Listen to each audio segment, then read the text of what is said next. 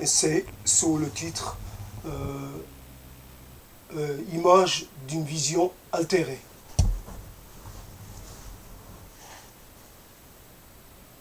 La vision est émouvante.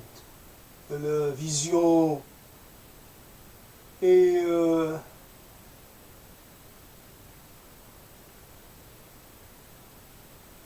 la vision s'altère.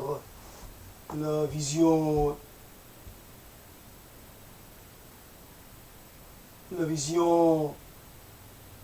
se teinte de se teint d'une couche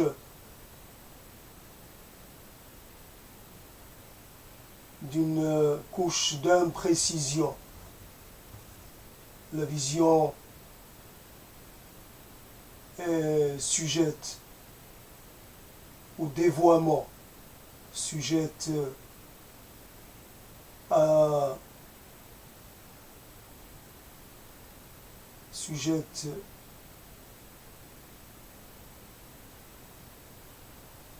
la transformation, à la modification.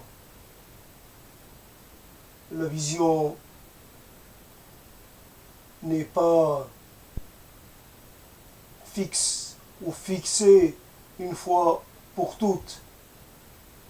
Elle est sensible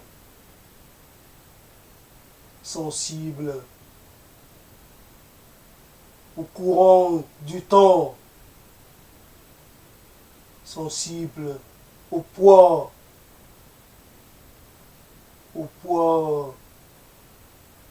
des sensations.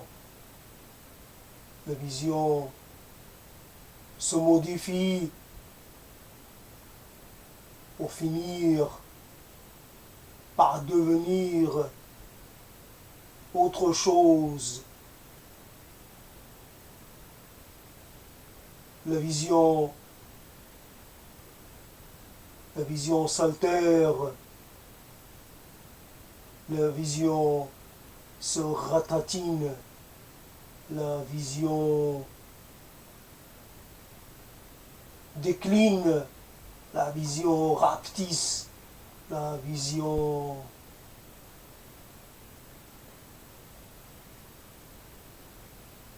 subit le courroux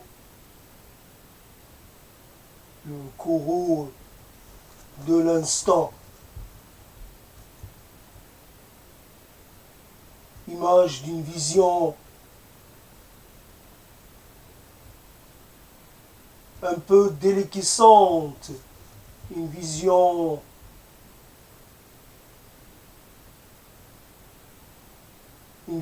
qui ne peut résister à l'assaut, face à l'assaut des éléments qui en perturbent les contours. Une vision qui se déconstruit,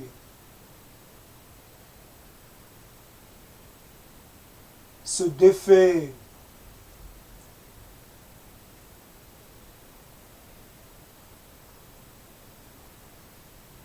qui subit mais ne peut riposter. La vision est faible, la vision est à la merci,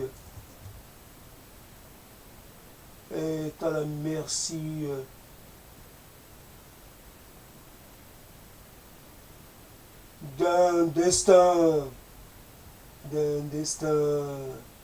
moqueur, d'un destin qui ne soucie point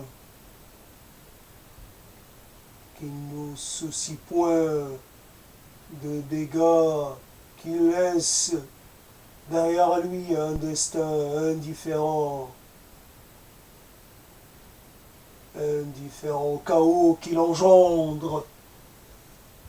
La vision subit, elle porte les marques. Elle porte les marques d'un chaos, d'un chaos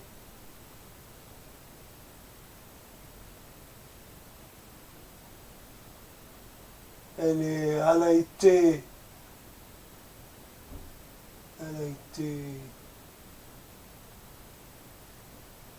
re,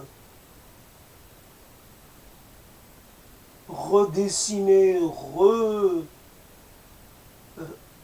réélaborée.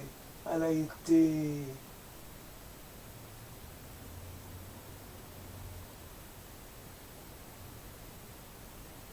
la vision s'altère au fur et à mesure que la conscience de l'événement se fait de plus en plus imprécise. Il est perdu le lieu, le jour et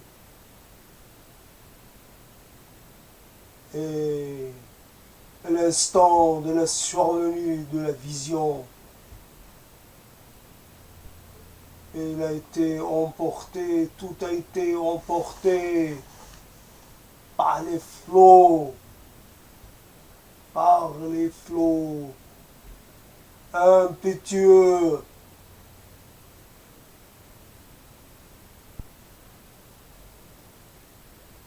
impétueux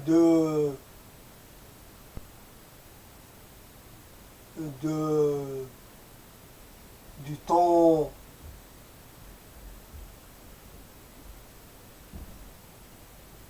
le temps qui efface les traces, efface les visions des natures,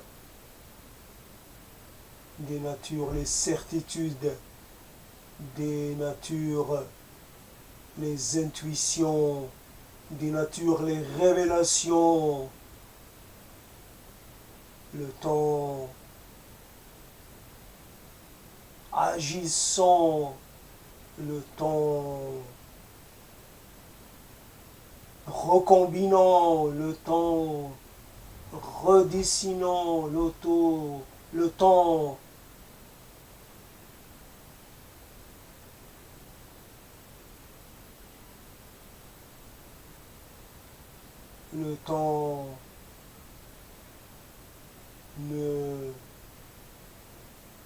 n'a pas de sentiment et n'éprouve pas de regret et n'a pas d'émotion. La vision s'altère, image d'une vision altérée, d'une vision touchée, d'une vision amoindrie, d'une vision dont la substance a été,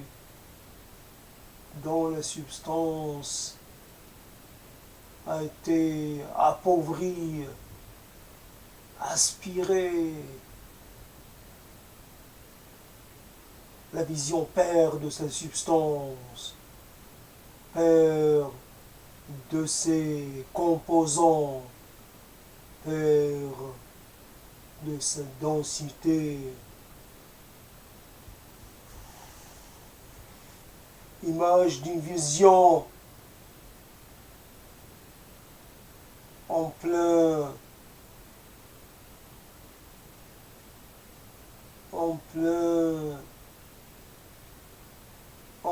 chantier. Il faut reconstruire au plus vite un cadre propice, un cadre pour les futures visions. Laissez passer les visions altérées et donnez leur chance aux nouvelles visions. La perfection n'est qu'une notion,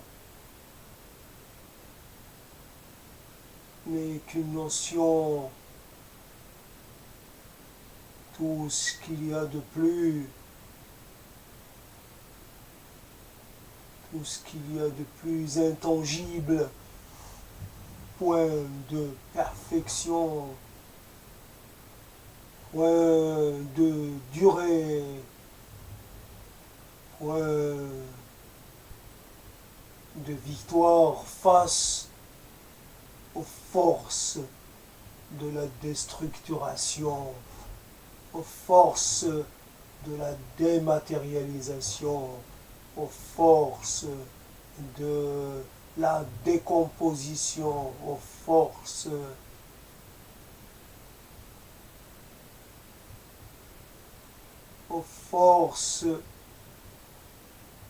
qui soumettent à leur bon vouloir, qui soumettent les éléments auxquels on s'attacherait, les éléments qui font notre identité, notre sentiment de familiarité, notre sentiment d'accomplissement. La vision s'altère au fur et à mesure qu'on la découvre, au fur et à mesure qu'on en prend connaissance. Nous sommes aussi des acteurs d'altération.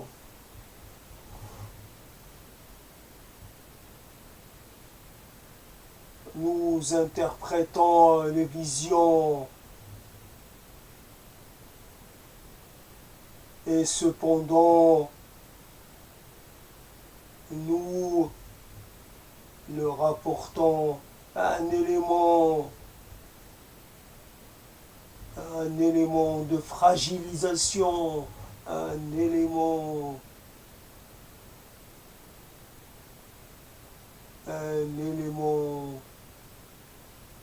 nous les réduisons à la vision dans son expression la plus aboutie est un monde qui ne présente aucune aspérité, c'est un monde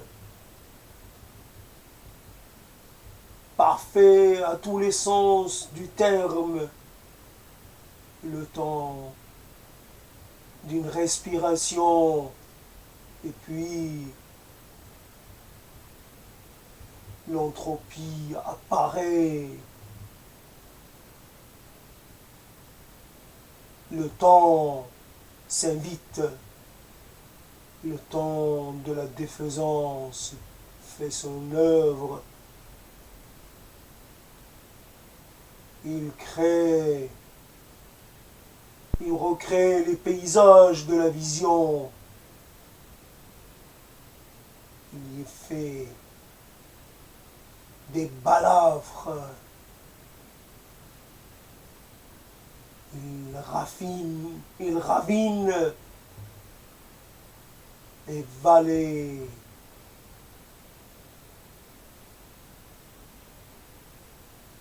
Il fait s'effriter. Il fait s'effriter les substances. Il fait s'effriter la matière de la vision.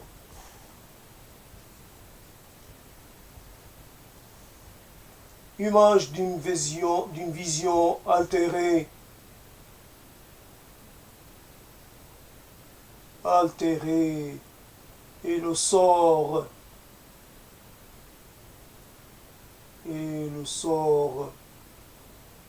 de tout ce qui naît, de tout ce qui voit la lumière, de tout ce qui connaît à un moment de son existence, tout ce qui éprouve la sensation d'une la sensation d'une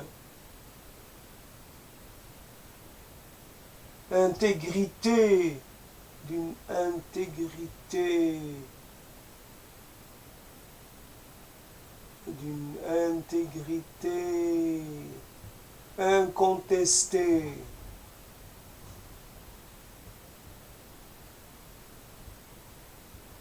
Le principe de la contestation, le principe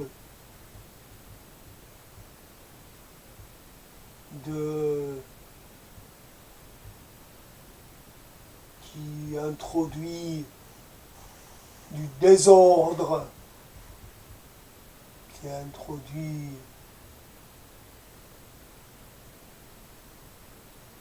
du chaos dans ce qui était auparavant un monde bien fait, une vision harmonieuse, une vision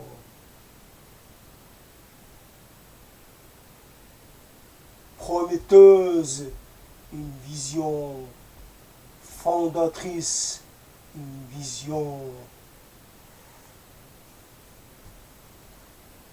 ouvrante, une vision accueillante, une vision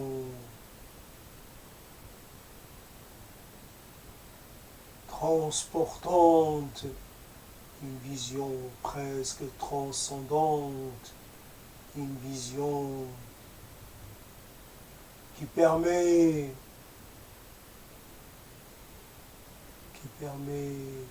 de visualiser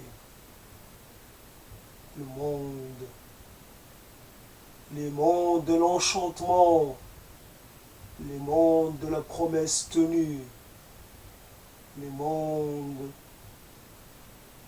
de la rétribution, image d'une vision qui chancelle. Elle ne tient plus debout, elle s'effondre. Elle est blessée. Elle est touchée.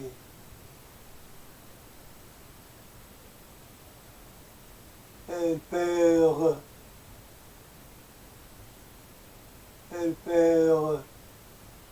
de sa substance, elle perd de sa netteté, elle devient imprécise. Floue est la vision altérée. Flou est le destin altéré. Flou sont les certitudes dévoyées, les certitudes abattues, les certitudes dépassées, les certitudes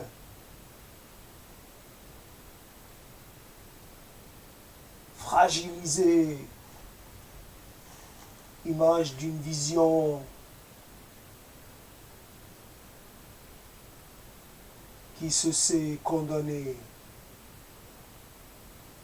image d'une vision en train de s'y filocher, en train de se transfigurer, en quelque chose,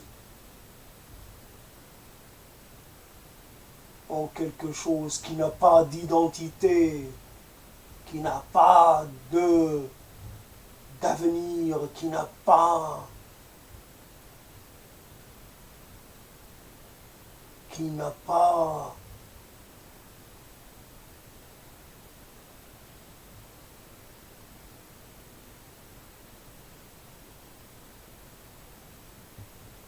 c'est difficile, qui n'a pas de... Ce n'est pas... Je cherche le mot, qui n'a pas de continuité, je n'ai pas trouvé. C'est au plus... je fais en laborieux, mais c'est compliqué, surtout c'est le premier essai de la journée, c'est compliqué, vraiment, c'est d'un laborieux incroyable, mais là où j'ai cru que j'allais avoir quelques éléments facilement convocables, je me suis retrouvé à ramer, donc les mots m'ont fait défaut, et ça arrive comme ça. C'est cette proposition, je l'avais déjà par le passé. J'avais juste trouvé le titre et je l'ai pas utilisé, je ne l'ai pas exploité. C'était image d'une vision dévoyée. Peut-être qu'il faudrait que je revienne à la proposition première et que je laisse un peu tranquille la proposition, l'image d'une vision dévoyée. C'est intéressant dans le sens où je voulais parler de l'imprécision des choses, l'imprécision dans le rapport qu'on a avec les choses, le côté quelque part passant, le côté évanescent des choses. C'est un peu l'évanescence des choses. Mais l'évanescence ne traduit pas, ça se passe presque dans un mouvement comme si quelque chose qui avait une densité se perdait cette densité, mais dans un mouvement plutôt continu, mais sans heurts, sans comment dire, ça se passe un peu en silence, ça s'évanouit, évanescence, évanouissement.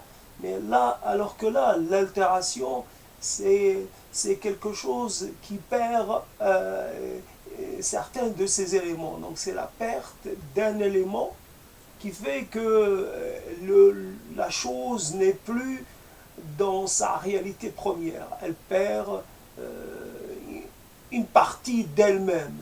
Et c'est cette altération qui peut être, comment dire, simple, qui peut être limitée, mais qui peut aussi continuer de se développer jusqu'à peut-être prendre possession de tout l'objet, que l'objet s'altère.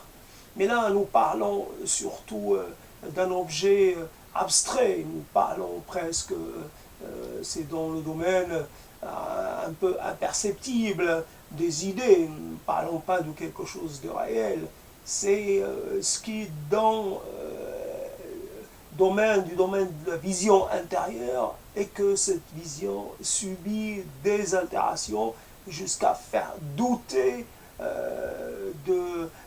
comment dire, de la réalité. Le souvenir de la vision première et lui-même est atteint par l'altération. À un moment donné, on perd la vision de la première, on perd le souvenir de la vision inaltérée. Il ne nous reste que le souvenir de la vision altérée et c'est aussi donc le rapport avec un certain réel, si je puis dire, est marqué par ce mouvement, marqué par cette issue inévitable, cette issue, cette marquée par ce sort fatal. Il y a quelque chose de fatal dans cette histoire. Donc, image d'une vision qui va non pas en s'enrichissant, mais en s'étoffant ou en incorporant, donc et par de la même, en augmentant comment dire, et augmentant un peu sa corporalité, la vision, ses dimensions. La vision, elle est plutôt dans l'autre sens. Elle se présente comme, au départ, comme quelque chose d'accompli, puis elle perd de cet accomplissement, elle perd de cette totalité et de cette presque perfection, puisque à un moment, il faut dire la chose est parfaite, il faut décider un peu de façon arbitraire. Dans cet instant, il représente la perfection. Et donc, pour arriver à la perfection, il faut avoir un mouvement d'élaboration, un mouvement de formation, un mouvement d'émergence, pour arriver à un moment donné à un stade où, comme pour la phase plateau, après, il y a la montée, la phase plateau, après, il y a la chute, il y a la descente. Donc, quelque part, l'image, la vision connaît sa phase plateau pour après connaître sa phase descendante. Et évidemment, la moins agréable, peut-être, pour arriver, peut-être, un moment où la vision apparaît de quelque part, a aussi une origine, a aussi une histoire. Et donc, finalement, on peut arriver à l'effacement de toute la vision. Dire altéré ou pas altéré, la vision s'efface. La vision devient pas seulement, devient un événement, un événement qui, quelque part, qui s'est réincorporé dans le grand tout des choses qui, quelque part, les choses qui se sont produites réintègrent le giron du monde, le monde qui les a enfantés. Il y a comme un retour vers l'origine et ce retour efface l'identité. L'image apparaît d'un monde venant d'un monde un monde du possible infini, mais sans rien de précis. C'est le domaine de tous les possibles, de toutes les visions. La vision naît, s'individualise, se développe, acquiert ses caractéristiques définitive, et donc elle est mûre, elle est accomplie, puis elle commence à perdre de sa netteté, à perdre de sa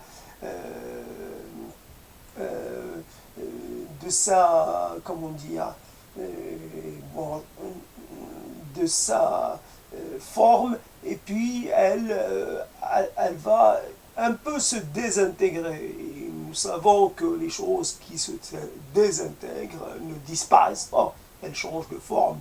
Et celui qui se désintègre de quelque part va sûrement s'intégrer ailleurs. Donc il est possible d'imaginer que la vision s'intègre dans quelque chose qui n'est pas la vision, une chose de l'imperceptible. La vision est quelque chose qui arrive à devenir perceptible, à sortir du caractère improbable, ou plutôt du monde de l'improbable probable, du monde, un peu ce couple-là, de cet univers qui permet de tout prévoir, de tout quelque part imaginer, mais qui ne promet rien. Et la vision est quelque chose qui arrive, peut-être c'est un accident, peut-être c'est, je ne sais pas, comme pour l'histoire des embryons, l'histoire des spermatozoïdes, quelque part, beaucoup de possibilités, mais à l'arrivée, très peu d'élus, quelque part, dans ce monde dans ce monde du possible, c'est beaucoup de choses peuvent se produire, mais comment dire, peu de choses finalement arrivent à se matérialiser, à sortir de ce qui est possible et à devenir beaucoup de choses. Non pas le, non pas non pas le destin peut-être heureux n'ont pas tous le même destin, et certains finissent par ne jamais développer leur potentiel, ne jamais. Il y a des choses qui meurent avant même de devenir. Elles meurent dans leur état de potentiel. C'est avant même de se combiner à autre chose pour pouvoir créer justement la vision. Et voilà, de ce monde brumeux un peu qui préexiste à toutes les visions. Donc, peu de visions s'en échappent, et peu de visions s'en détachent. Et donc, quand on a des visions, on est heureux d'en avoir, tout en sachant très bien qu'elles sont mortelles, que les visions sont évidemment ont un temps limité. Moi, j'ai essayé de me rattraper avec ce petit truc, ce petit ajout au propos de départ. Seulement, je ne change rien à toute cette lenteur, à toute cette difficulté de l'élaboration. Je fais quelque chose qui est difficile à écouter. Si vous l'écoutez, c'est très bien. Sinon, si vous vous arrêtez très vite, c'est normal aussi, puisque ça se présente un peu de façon un peu très, je dirais même très laborieuse. Eh oui.